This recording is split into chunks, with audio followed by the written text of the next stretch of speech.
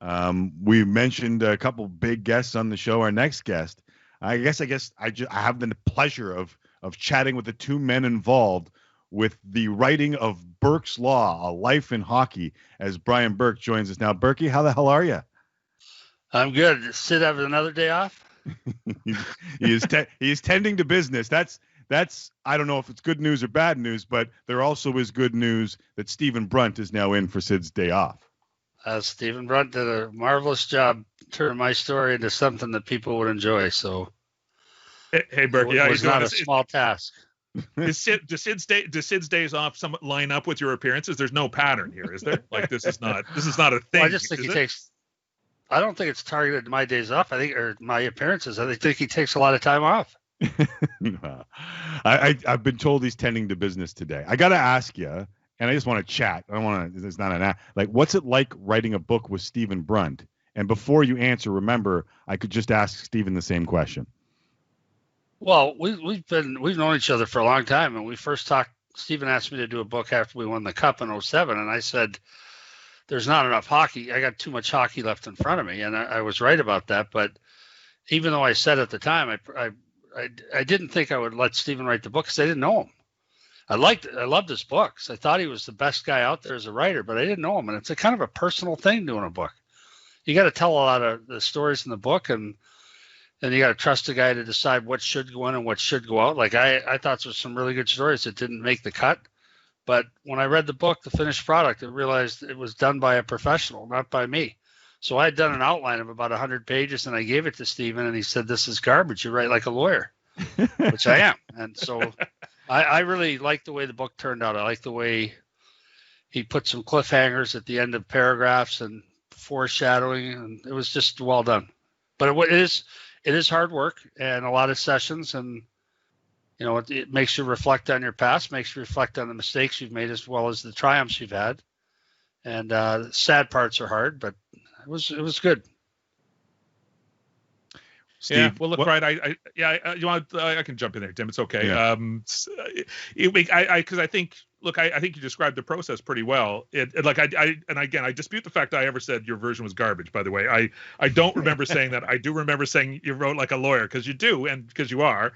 But it is an interesting collaborative process, because you're not just dealing with you're dealing with somebody's life, and it's not to be toyed with. You've got to be, you have a responsibility in my role in this kind of thing to get it right and to make it, to get the voice right and to get the details right. But I got to look. I've said this to a bunch of people, and I'll say it again. Working with Brian Burke has the greatest work ethic of anybody I've ever encountered. I would say almost to a fault, because deadlines. If the deadline was Tuesday, we had to have it done on Sunday. But Brian's I can see why he would be an extraordinary teammate, because as a collaborator on this thing, I've never worked with anybody who was as committed to the project and committed to putting the time in and committed to getting it right as Brian. Like, not even close. And you understand the risk. This type of relationship could have gone sideways the very first meeting. Like, So we have a meeting, we talk, we agree on a business relationship, what we're going to pay, and then we do the first session, and I'm waiting with bated breath for that first section to see how it reads. If he's edited my language, if it's not my voice, it could have gone right off the rails right there. And I was like, geez, I hope I don't have a fight with him right out of the gate. And then, like Stephen said, he gave me 60 pages, I want to say. And he said, I'll talk to you in a couple of days. I said, I'll call you later tonight. I went through and edited all 60 pages, found some typos. And, okay, let's do the next section. So it is a relationship that's fraught with peril.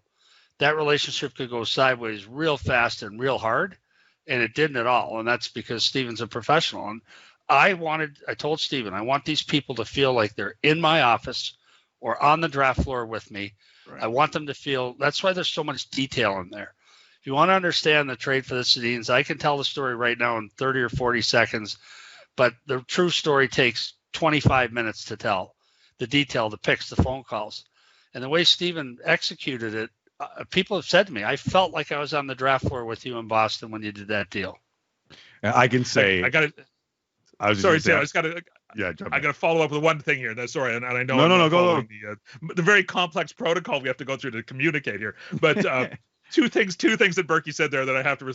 One is, Lord knows I didn't want to have a fight with Brian Burke because he actually is a fighter and I'm not. And number two, note that he mentioned the typos. That's Berkey. That's you, Brian, because it was a great 60 pages, but there were some typos in there. That's that's the guy I worked with, and and it's great. Let me ask you. You notice this also, Tim. Sorry, yeah, and again, we're all three remote locations trying to do this. That's why we keep stepping on each other. But I think it's important. It's not a kid's book. I think it's a book that professionals would enjoy that work in pro sports. It's more like the movie Draft Day, right? Where parts of that are so realistic of what happens in the NFL. Other parts, not so much at all. But to me, it was, I really felt it was important that people feel like they were there. The feedback I'm getting from people in the game, like GMs who have read it, agents who have read it, former players who have read it, is that, holy cow, it's your voice. Stephen captured your voice. What I was going to jump in with, because you guys can't say it, the book is doing awesome. I've seen it. It is doing really, really well. The one question I have for Brunt, and pulling the curtain back, is how different. So both you and I were working at the Fan 590 in Toronto when Brian Burke was the GM of the Toronto Maple Leafs. The vision of Brian Burke GM, whether it's in Anaheim, Toronto, or as the president in Calgary, how different is that from the guy that sat down with you to write this book? In a lot of ways, it's not that different, Tim. Like, I obviously know Brian a lot better now than I did then. And it's a different, very different kind of relationship. You're not across the, on the other side of the microphone or the aisle. Yeah, exactly. But I think one thing I'd say about Brian is he's consistent. I think he is the same guy. And, when we would interview him on the radio, or when I did it back in my old job, the Globe and Mail, that's the guy I talked to in a lot of ways. I think, look, Brian understods how the media worked way before he got into the media. He has a really good understanding of how we do our job. And he was in Vancouver. He became the point guy for the Canucks dealing with the media. So he gets what we do. But I always thought, we wouldn't agree about everything in the world. Brian's also the guy who could have talk about a scrap. You could have a fair fight with him. If you had a debate with him, it'd be a fair debate. It might get heated, but you'd shake hands at the end and walk away friends. That's the guy that I saw professionally as well. I want to talk a little bit of hockey with you, Berkey, before we let you go. And last week, I felt like the show was hijacked by this OHL story, and it's kind of been a couple of weeks in the making. And I kept asking our producers, "When's Berkey coming on? When's Berkey coming on?" Because I wanted to talk about it with you. What did you make of the story and the minister in Toronto or in Ontario suggesting that the OHL would return without body checking, and then the back and forth that took place over the weekend? Like, what was your reaction to the entirety of the story? Well, my first reaction was, first off, the reason I wasn't on last week, let's make this clear to your listeners. Mm-hmm. You guys bumped me for the World Series. You wanted to talk baseball, so don't give me this garbage about you've been dying to talk to me. You guys bumped me. I don't book the guests here. I'm just an employee. I don't want anyone listening to think I just took a day off. I am taking the next 2 weeks off, however. Right. I figured out today that I've worked over 400 straight days. Wow, that's like crazy. Since we started last September 25th. I mean, it's the odd Saturday or Sunday off after we gave up hockey night, but otherwise straight through, it's crazy. I haven't had a sick day or vacation day in 400 days, so I'm taking 2 weeks off. Anyway, I thought it was a joke at first, and I thought, and it's really easy to criticize the minister and say, what an idiot. But I think what she's genuinely trying to do is find a way to give her blessing to play, and this is what she thinks was adequate. Now, if that's all they can get, I would rather they don't play. Understand, when they canceled the season, and I'm going to use Jake Sanderson as an example. So going into this year, Jake Sanderson's draft year was 6'1", and he was 175 pounds. At the end of the pause, he's 6'3", 190. Like, these kids didn't sit around during the pause. They all hit the gym. They did their ice workouts. They've improved their skill levels. So if we have to wait another month till COVID rates drop and then they put in body checking, but I mean, isn't a face-off almost the same? You're going to butt heads. Yeah. Is that what's so different from that from body checking? When you're sitting next to teammates on the bench, like it just seems absurd to me. And if that's true, if that's how they have to play, I would rather they not play.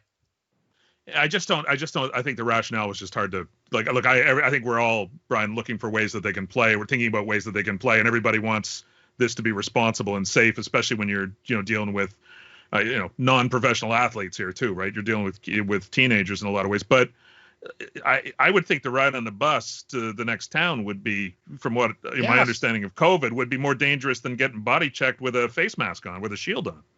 Yeah, that's what I'm saying. It's absurd, even though I believe deep down it's a well-intentioned effort on the minister's part to get these guys back on the ice. Well, we can do it if you take out body check. I'm like, the shower is going to be more dangerous than a body check. The bus is going to be more dangerous than a body check. Right. The team meal is going to be more dangerous than a body check.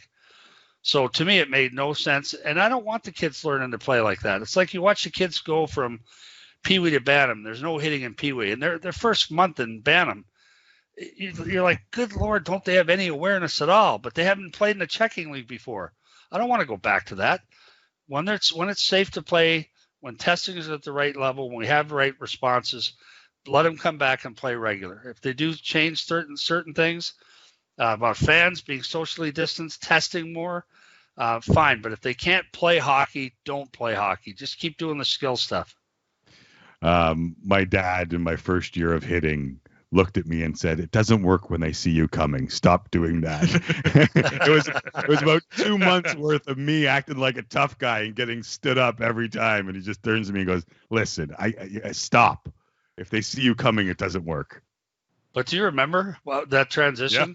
Oh, yeah. And you see those kids get into hitting for the first time, and you can sort them out right away. There's half the group doesn't mind it one bit, and they initiate it and they look for it, and half of them say, "Whoa, when did this start?" Right. And I'll say this too. I'm not even against taking hitting out of minor hockey. And then when you make the jump to junior B or junior A, you can introduce it. Like, I'm not even against that. Like, I'm not the hardcore, but I believe at that level, you have to play with it. Otherwise, you're just going to get more and more pushing, shoving, and body contact in that level of hockey. And then it's harder to make the jump to the NHL, and we'll have more guys at a 220 pounds doing real damage.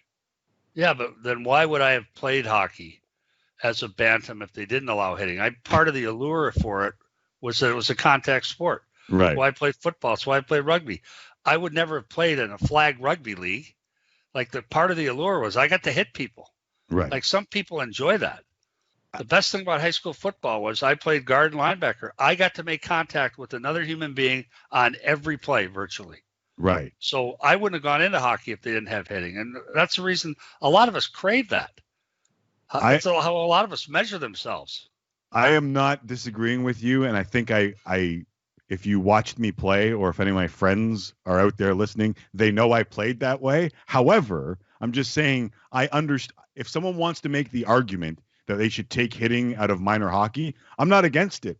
I'm not against it, but I think it's ridiculous. I know you are. I think it's ridiculous to suggest that the OHL do this and then not take other measures. And I think it's hypocritical and not take other measures that they could take to do what they're trying to do. That's what I think well-intentioned but absurd.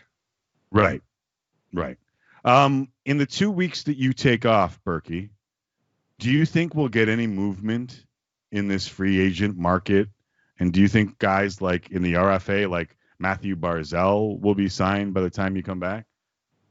Yes, but I do believe that. I think I anticipated 2 offer sheets this off season, and a couple teams that I thought would do it, were tempted to do it, have used up their cap space where they can't meaningfully do it. There's still a possible. Tampa Bay is very vulnerable right now to an offer sheet. Yeah. As are the Islanders. Very vulnerable. I think they have $3.6 million in cap space on the island. Barzal is going to be a $8+ $9+ million a year player, but they can go 10% over the cap during the off season. So they can go to $88 million, and they'd certainly do that. And they're going to keep that 3.6 to make sure. And then I think Lou will get it done. Lou gets things done. That's been a remarkable thing about him is he gets things done. So I think he'll get it done. And I think Barzal probably likes to play there. They have a chance to be a really special team, I think, down the road. So we'll see. Brian, how many teams, like you said, their team's tempted? Like what? New Jersey. How many teams? Yeah. New Jersey's got cap room. It would be a coup to steal them away from their crosstown rivals. It'd be a big splash for a young GM. They've had to have had this discussion a dozen times. Montreal had lots of draft cap space. They made an offer sheet last summer on Sebastian Aho. They would have thought about this earlier, but they've spent all their money now. And wisely, by the way. I think they've really improved their team. So you got to have your own draft picks to meet the compensation scheme. And a lot of teams don't have their own draft picks. You've got to have the cap space. And then you got to make the offer one where the player is tempted to leave, tempted enough to sign the offer sheet, and big enough that the team won't match. And I guarantee you, with a player like Matthew Barzal, they will match. They will go over the cap. And they will solve this problem somewhere else. The cap casualty for the New York Islanders is not going to be Matthew Barzal. It's going to be some other poor slob. Right. D writes in the middle of all this and says, Berkey hasn't had a day off in 40 days. Sid watching the show, and then he puts a GIF on there of Homer Simpson disappearing into a hedge. 40. I said 400. 400. Did I say 40? Yes. 400. Last 400. September 25th. And I mean honest this. to God. I didn't realize it until someone said it to me. He said, you haven't taken any time off. And I'm like, it was actually one of my bosses, Rob Corte, was saying, if you need some time off, just ask for it. And I'm like, yeah, I'm going to soon. But I said, I have my schedule with my daughters and so on. And then someone said, I think it was Rob, someone else called me and said, you started last September 25th. We're now at November 5th. That's 400 days. And I'm like, time for a holiday. I mean this. And Stephen and I both had the conversation with each other before you came on off the air. Like there are some real hard shows during this pandemic and what followed it. And you never shied away. You never asked for the day off coming on and joining us. We may have bumped you for the World Series a couple of weeks ago, but you never asked for the day off. And you were still going to the studio till they told you not to. And I'm not the one on the show prone to hyperbole. You've been a great teammate, and I know I am not alone when I say thank you for being that great teammate. And it's something that is way too underrated these days. So enjoy the 2 weeks off. Here. Coming from you, both of you, that means a lot. I appreciate that. You just made my day. Honest to God, Tim. Yeah, I hope I did because I mean it, and I'm not a BSer, and I almost said not BSer. I almost said the other thing. Yeah. So enjoy it, and hopefully soon we can enjoy a drink and a steak together. Done. Thanks, guys. All right. Be well. All of us. And Brunt is good at picking the drink to go with the steak. So I can do that. I can do that. I can pick the steaks too if you want.